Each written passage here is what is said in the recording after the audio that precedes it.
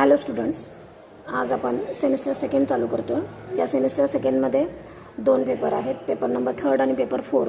तर paper 3 comparative anatomy of vertebrates हा paper आज आपण चालू करतो आहे. दुसरा जो पेपर आहे डेव्हलपमेंटल बायोलॉजी हा शेख सर घेतील.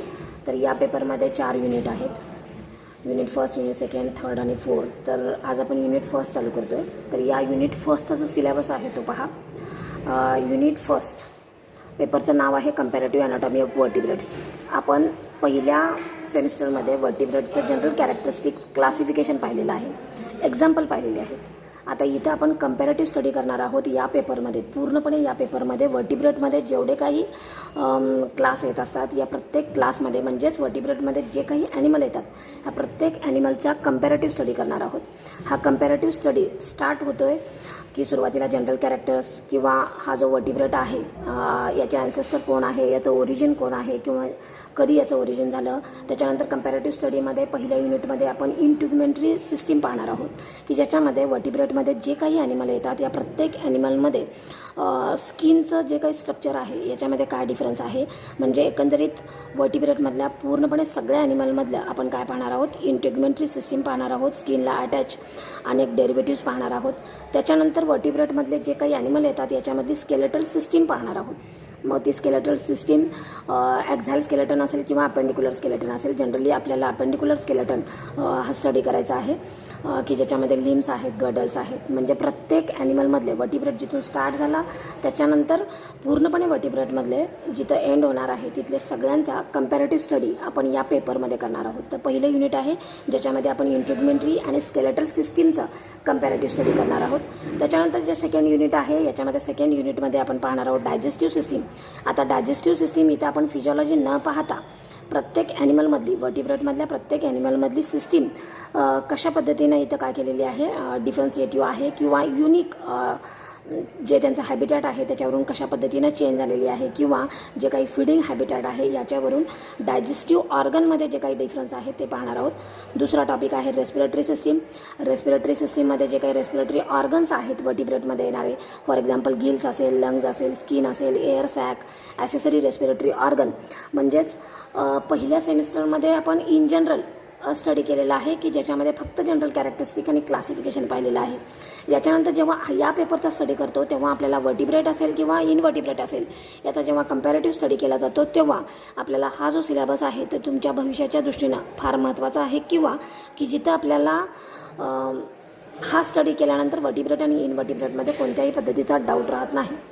तिसरं जे युनिट आहे ज्याच्यामध्ये आपण कंपॅरेटिव्ह स्टडीमध्ये सर्क्युलेटरी सिस्टीम, वर्टिब्रेटमधल्या प्रत्येक ॲनिमलमधले सर्क्युलेशन कशा पद्धतीनं होत असतं, ही सिस्टीम कशी आहे विथ डायग्राम पाहणार आहोत. त्याच्यानंतर आहे युरिनोजेनाटल सिस्टीम. त्याच्यानंतर आहे चौथं जे युनिट आहे ज्याचं नाव आहे नर्वस सिस्टीम आणि सेन्स ऑर्गन. हा झाला कंपॅरेटिव्ह स्टडी. पुढे जेव्हा तुम्ही 3rd सेमिस्टरमध्ये जाणार आहात किंवा 3rd सेमिस्टरमध्ये आपल्याला या वर्टिब्रेटमधली फिजिओलॉजी पाहिजे आहे. आता फक्त तुम्ही स्ट्रक्चर पाहणार आहात. नेक्स्ट लेक्चरला किंवा नेक्स्ट सेमिस्टरला तुम्ही याची फिजिओलॉजी पाहणार आहे किंवा मोड ऑफ डायजेशन कसा असेल, मोड ऑफ एक्सक्रिशन कसा असेल, हे जे मेकॅनिझम आहे किंवा ह्या केमिकल फॉर्ममध्ये किंवा बायोकेमिकल रिॲक्शनच्या फॉर्ममध्ये ह्या सगळ्या फिजिओलॉजी पाहणार आहोत. म्हणजे पहिल्या सेमिस्टरमध्ये फक्त तुम्ही जनरल कॅरेक्टरिस्टिक क्लासिफिकेशन पाहिलं, या सेमिस्टरमध्ये तुम्ही कंपॅरेटिव्ह स्टडी करताय आणि पुढच्या सेमिस्टरला तुम्ही फिजिओलॉजी पाहणार आहात. तर इथं आज आपण पहिलं युनिट चालू करूया. या पहिल्या युनिटमधला जो पहिला पॉईंट आहे ज्याचं नाव आहे जनरल कॅरेक्टर्स, ओरिजिन आणि ॲन्सेस्ट्री ऑफ वर्टिब्रेट्स. याच्यामधला पहिला जो पॉईंट आहे जनरल कॅरेक्टर्स. ॲक्च्युली ही पहिल्या सेमिस्टरची काय आहे, रिव्हिजन आहे. जनरल कॅरेक्टरिस्टिक्स ऑफ वर्टिब्रेट ही पहिल्या सेमिस्टरमधली रिव्हिजन आहे. हा जो पॉईंट आहे तो आज आपण स्टार्ट करतोय. तर पहा, आपल्याला बऱ्यापैकी सगळे जनरल कॅरेक्टरिस्टिक्स, मी इनवर्टिब्रेटचेही तुम्हाला जनरल कॅरेक्टरिस्टिक्स सांगितले होते आणि त्याच्याचबरोबर कंपॅरेटिव्ह म्हणून वर्टिब्रेटचे सुद्धा जनरल कॅरेक्टरिस्टिक लेक्चरला एक्सप्लेन केलेले आहेत. तेच फक्त आज आपण रिवाईज करूया. तर पहा, या पॉईंटवरती सुद्धा आपल्याला होणारी जी आपली MCQ टाईपची जी एक्झाम आहे याच्यावरती बरेचसे क्वेश्चन तयार होऊ शकतात. General characteristics of vertebrates. पहिला point, the animals containing a notochord, a dorsal tubular nerve cord आणि gill slits are called as a chordates. आपल्याला हे माहिती आहे कॉर्डेट कुणाला म्हटलं जातं. तर कॉर्डेट म्हणजे असा की ज्याच्यामध्ये नोटोकॉर्ड प्रेझेंट आहे, dorsal tubular nerve cord present आहे आणि गिल स्लिट्स प्रेझेंट आहे. तर पहा, notochord, dorsal tubular nerve cord आणि गिल स्लिट्स म्हणजे काय हे पुढे आपल्याला एक्सप्लेन केलेलं आहे. आता हे कॉर्डेट कॉर्डेटचं कन्व्हर्जन वर्टिब्रेटमध्ये कधी होतं? तर जो नोटोकॉर्ड प्रेझेंट आहे याचं कन्व्हर्जन जेव्हा वर्टिबल कॉलममध्ये होतं तेव्हा तो ॲनिमल वर्टिब्रेटमध्ये होतो. त्याच्यानंतर डॉर्सल ट्युब्युलर नर्व कॉर्डचं कन्व्हर्जन जेव्हा स्पायनल कॉर्डमध्ये होतं तेव्हाही त्याला वर्टिब्रेट असं म्हटलं जातं, कारण स्पायनल कॉर्डचं कन्व्हर्जन हे कोण करत असतं? वर्टिबल कॉलम करत असतं. आणि त्याच्यानंतर आहे फॅलेंजियल गिल स्लिट्स, हे कॉर्डेटचं युनिट कॅरेक्टरिस्टिक आहे. आता वर्टिब्रेटचे कॅरेक्टरिस्टिक्स पाहूया. तर नोटोकॉर्ड म्हणजे काय? मी तुम्हाला प्रत्येक लेक्चरमध्ये सांगितलेलं आहे. Notochord is the first skeleton found in किंवा प्रेझेंट इन एम्ब्रिओनिक कंडिशन. जे काही ॲनिमल कॉर्डेटामध्ये येतात किंवा वर्टिब्रेटामध्ये येतात यांच्यामध्ये एम्ब्रिओनिक कंडिशनमध्ये जे पहिलं स्केलेटन तयार होतं ज्याला म्हटलं जातं नोटोकॉर्ड. तर पहा, हे काय आहे? हे डॉर्सल साईडला प्रेझेंट असतं. हे एक लॉन्जिट्युडनल म्हणजे उभा असा कसा आहे एक रॉड आहे. Longitudinal skeletal rod is located beneath the nerve cord, म्हणजे नर्व कॉर्डच्या वरती प्रेझेंट असलेलं हे काय आहे? एक प्रकारचं स्केलेटन आहे. आता हे कशापासून तयार झालं? It is a made up of vacuolated notochordal cells. Notochord आहे त्यामुळे याच्यामध्ये व्हॅक्युलेटेड म्हणजे व्हॅक्युअल्स प्रेझेंट असलेल्या किंवा एक प्रकारची पोकळी असलेल्या अशा काय आहेत? नोटोकॉर्डल सेल्स आहेत. In a higher chordate it is a surrounded or replaced by the vertebral column, म्हणजे जे लोअर कॉर्डेट आहेत यांच्यामध्ये नोटोकॉर्ड प्रेझेंट असतो. जेव्हा लोअर कॉर्डेटपासून हायर कॉर्डेट तयार होतात तेव्हा त्याला म्हटलं जातं वर्टिब्रेट्स असं म्हटलं जातं, किंवा की या नोटोकॉर्डचं कन्व्हर्जन वर्टिबल कॉलममध्ये होतं. आपल्या बॉडीमध्ये वर्टिबल कॉलम प्रेझेंट आहे, पण एम्ब्रिओनिक कंडिशनमध्ये आपल्यामध्ये नोटोकॉर्ड प्रेझेंट असतो, म्हणून आपण कॉर्डेटचं कन्व्हर्जन वर्टिबल कॉलममध्ये आपल्यामध्ये झालेलं आहे. हे झालं पहिलं कॅरेक्टरिस्टिक. त्याच्यानंतर आहे नर्व कॉर्ड. सिंगल ट्युब्युलर, हा सुद्धा सिंगल आहे, ट्युब्युलर आहे. त्याच्यानंतर हॅलो आहे. नर्व कॉर्ड म्हणजेच कॉर्ड म्हणजे एक प्रकारच्या दोरीप्रमाणचं structure. It is located dorsally to the alimentary canal. Alimentary कॅनलच्या पाठीमागच्या बाजूला प्रेझेंट असलेला हा एक आहे सिंगल ट्युब्युलर स्ट्रक्चर प्रेझेंट आहे. In the invertebrate phyla the nerve cord is often paired. आपण जेव्हा अर्थवर्मची नर्वस सिस्टीम पाहिलेली आहे तेव्हा तिथं एक पॉईंट लक्षात आला होता किंवा तिथं तो पॉईंट एक्सप्लेन केलेला आहे की इनवर्टिब्रेटामध्ये जी काही नर्व कॉर्ड प्रेझेंट असते ही नेहमी पेअर्ड असते आणि जी वेंट्रल साईडला प्रेझेंट असते, एलिमेंटरी कॅनलच्या वेंट्रल साईडला. आता लक्षात ठेवायचं वेंट्रल साईड म्हणजे काय? तर आपल्या पोटाची जी बाजू आहे ज्याला म्हटलं जातं वेंट्रल साईड. म्हणजेच इनवर्टिब्रेटमधल्या ॲनिमलमध्ये नर्वस सिस्टीम ही नेहमी वेंट्रल साईडला प्रेझेंट असते. पुढं हे झालं दुसरं कॅरेक्टरिस्टिक, म्हणजेच वर्टिब्रेटामध्ये नोटोकॉर्ड प्रेझेंट असतो, नर्व कॉर्ड प्रेझेंट असतो. कॉर्डेटामध्ये नोटोकॉर्ड आणि नर्व कॉर्ड प्रेझेंट असतो. या नोटोकॉर्डचं कन्व्हर्जन वर्टिबल कॉलममध्ये होतं आणि नर्व कॉर्डचं कन्व्हर्जन स्पायनल कॉर्डमध्ये होतं, तेव्हा त्याला आपण वर्टिब्रेट्स असं म्हणतो. त्याच्यानंतर तिसरं महत्त्वाचं कॅरेक्टरिस्टिक आहे फॅरेंजियल गिल स्लिट्स. तर पहा, जे काही लोअर कॉर्डेट्स आहेत हे ॲक्वॅटिक इनहॅबिटेट आहेत, त्यामुळे म्हणजे ते पाण्यात राहतात. पाण्यात राहणारे जे ॲनिमल आहेत यांच्यामध्ये रेस्पिरेटरी ऑर्गन हा गिल्स प्रेझेंट असतो. तर हे जे गिल सेल्स प्रेझेंट असतात हे नेमकं कुठं प्रेझेंट असतात? तर फॅरेंक्स रिजनला, ज्याला आपण काय म्हणतो आपला जो घसा आहे किंवा ज्याला थ्रोट असं म्हटलं जातं, या रिजनला हे फॅरेंजियल गिल स्लिट्स. मी तुम्हाला पहिल्या सेमिस्टरला डायग्रॅमॅटिकली हे एक्सप्लेन केलेलं आहे फॅरेंजियल गिल स्लिट्सचं लोकेशन, त्यामुळे आत्ता रिव्हिजन करताना आपल्याला ती डायग्रॅम समोर असली पाहिजे. त्याच्यानंतर आहे पुढचं characteristic post anal tail. Post म्हणजे काय? पोस्टेरियर बाजू. ॲनिमलचं जे काही टोक असतं एंड पॉईंट असतो, फॉर एक्झाम्पल फिश लक्षात ठेवायचं, अँटेरियर साईडला माउथ प्रेझेंट असतं तर पोस्टेरियर साईडला टेल प्रेझेंट असतं. तर ही जे टेल असते याला म्हटलं जातं पोस्ट ॲनल टेल, कारण पोस्टेरियर साईडला ही प्रेझेंट असते. It is present at some stages of life cycle. आता आपल्याला माहिती आहे जेव्हा लाईफ सायकलचा स्टडी करतो तेव्हा लार्वापासून सुरुवात होत असते, एग, लार्वा आणि त्याच्यानंतर अडल्ट. तर जेव्हा टेल प्रेझेंट असते तेव्हा या लाईफ सायकलमध्ये एका ठराविक स्टेजमध्ये प्रेझेंट असते आणि नंतर ती काय होऊ शकते? डिसअपिअरसुद्धा होऊ शकते किंवा ॲज इट इज तशीसुद्धा राहू शकते. म्हणजेच वर्टिब्रेटचं चौथं महत्त्वाचं कॅरेक्टरिस्टिक आहे पोस्ट ॲनल टेल. त्याच्यानंतर आहे closed vascular system. Closed vascular system याचा अर्थ होतो की बॉडीमध्ये जे ब्लड प्रेझेंट आहे हे फक्त ब्लड वेसल्समध्ये प्रेझेंट आहे. Blood always confine in a blood vessel असं म्हटलं जातं, ज्याला म्हटलं जातं क्लोज व्हॅस्क्युलर सिस्टीम. याच्या एक्झॅक्टली अपोजिट आपण इनवर्टिब्रेटमध्ये पाहिलेलं आहे. फॉर एक्झाम्पल कॉक्रोच, याच्यामध्ये ओपन व्हॅस्क्युलर सिस्टीम आहे. ओपन व्हॅस्क्युलर सिस्टीम याचा अर्थ बॉडी कॅव्हिटीचा उपयोग हा सर्क्युलेशनसाठी होत असतो. ती जी बॉडी कॅव्हिटी ज्याच्यामध्ये ब्लड प्रेझेंट असतं त्याला हिमोसिल असं म्हटलं जातं. इथं वर्टिब्रेटामध्ये ब्लड नेहमी ब्लड वेसल्समध्ये प्रेझेंट असतं. फॉर एक्झाम्पल आर्टरीज असतील, वेन्स असतील, कॅपिलरीज असतील, ज्याला क्लोज्ड व्हॅस्क्युलर सिस्टीम असं म्हटलं जातं. पुढचं कॅरेक्टरिस्टिक आहे हिमोग्लोबिन. क्लोज्ड व्हॅस्क्युलटरी सिस्टीम प्रेझेंट आहे, त्यामुळं ब्लड याच्यामध्ये हिमोग्लोबिन हा रेस्पिरेटरी पिगमेंट प्रेझेंट असतो. या रेस्पिरेटरी पिगमेंटचं काम आहे ट्रान्सपोर्टेशन ऑफ गॅसेस किंवा एक्सचेंज ऑफ गॅसेस असंही आपण म्हणू शकतो.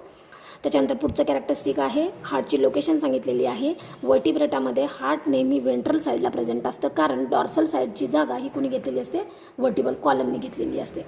त्याच्यानंतर आहे direction of flow. In a chordates the blood is pumped anteriorly, then dorsally and then posteriorly.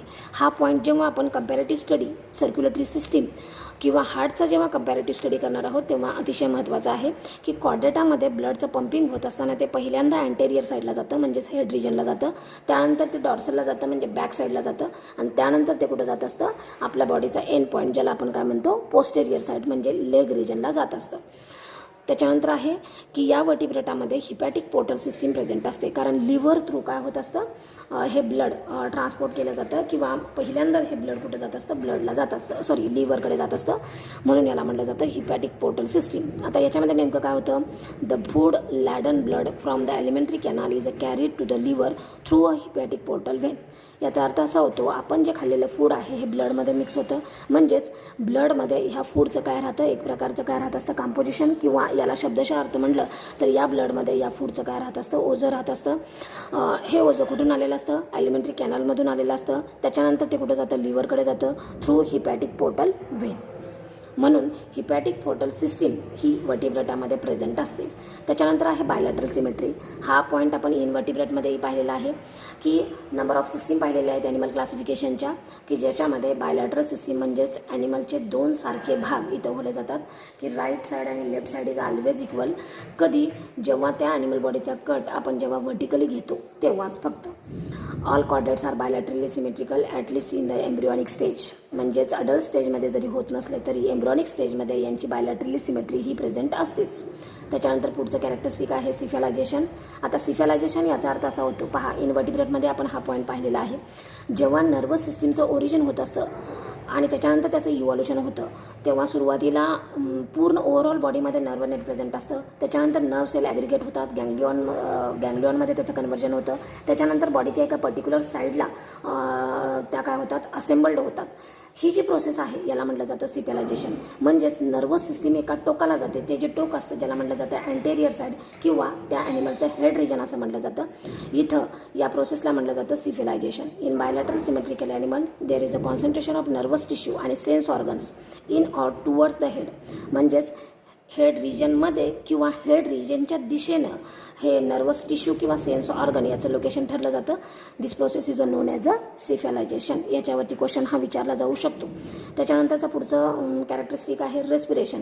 In a lower aquatic form by paired gills, in a terrestrial form by lungs. हा सुद्धा point आपण इनवर्टिब्रेटामध्ये चांगल्या पद्धतीनं cover केलेला आहे. Aquatic फॉर्ममध्ये gills हे respiratory organ present असतात, तर टेरेस्ट्रियल फॉर्ममध्ये लंग हा रेस्पिरेटरी ऑर्गन प्रेझेंट असतो. त्याच्यानंतर आहे ब्लड व्हॅस्क्युलर सिस्टीम.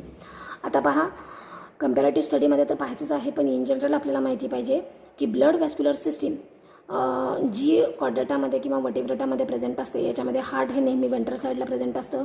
हार्ट हे मस्क्युलर असतं, त्याच्याचबरोबर ते कॉन्ट्रॅक्टाईलही असतं, कारण याच्यामध्ये कॉन्ट्रॅक्शन आणि रिलॅक्झेशन ही या मस्क्युलर हार्टची प्रॉपर्टी राहत असते, कारण याच्यामध्ये पिगमेंट असतात ॲक्टिन आणि मायोसिन. या हार्टमध्ये वर्टिब्रेटामधल्या हार्टमध्ये 2 चेंबर असू शकतात, 3 असू शकतात किंवा 4 चेंबर, हे आपण पाहणार आहोत. हे एक प्रकारचं काय आहे, इव्होल्युशन आहे. त्याच्यानंतरचा पुढचा पॉईंट आहे एंडोस्केलेटन. आता एंडोस्केलेटन याचा अर्थ होतो, ॲनिमल क्लासिफिकेशनचा एक क्रायटेरिया आहे की लोकेशन ऑफ स्केलेटन. तो बाहेरच्या बाजूला जर प्रेझेंट असेल तर त्याला एक्झोस्केलेटन असं म्हटलं जातं. बॉडीच्या आतमध्ये प्रेझेंट असेल तर त्याला एंडोस्केलेटन असं म्हटलं जातं. तर या एंडोस्केलेटनमध्ये कोण येतं, तर बोन्स येतात, कार्टिलेज येतात, किंवा दोन्ही प्रकार, बोन्स आणि कार्टिलेज दोन्ही असू शकतात. इन्क्लुडिंग स्कल आहे, वर्टिबल कॉलम आहे, गर्डल्स आहेत आणि लिम्स आहेत. याला म्हटलं जातं एंडोस्केलेटन. म्हणजे skeleton present inside the body ज्याला म्हटलं जातं एंडोस्केलेटन, आणि वर्टिब्रेटामधल्या ॲनिमलमध्ये हे स्केलेटन प्रेझेंट असतं. त्याच्यानंतरचा पुढचा पॉईंट आहे nervous coordination. Anterior end of dorsal nerve cord enlarges into a complex brain. म्हणजेच वर्टिब्रेटामधल्या ॲनिमलमध्ये सिफॅलायझेशन प्रेझेंट असल्यामुळं जो ब्रेन तयार होणार आहे तो अँटेरियर साईडला जाणार आहे. Protracted by the skull. याला प्रोटेक्शन कोणाचं असणार आहे, स्कलचं असणार आहे. Remaining nerve cord forming the spinal cord surrounded and protected by vertebral column. म्हणजेच ब्रेनचं प्रोटेक्शन, ज्याला आपण सेंट्रल नर्वस सिस्टीम असं म्हणतो. नर्वस कोऑर्डिनेशनमध्ये सेंट्रल नर्वस सिस्टीम आली की या सेंट्रल नर्वस सिस्टीममध्ये ब्रेन आणि स्पायनल कॉर्ड आहे. ब्रेनचं प्रोटेक्शन करण्यासाठी स्कल प्रेझेंट आहे आणि स्पायनल कॉर्डचं प्रोटेक्शन करण्यासाठी नोटोकॉर्डचं कन्व्हर्जन वर्टिबल कॉलममध्ये झालेलं आहे.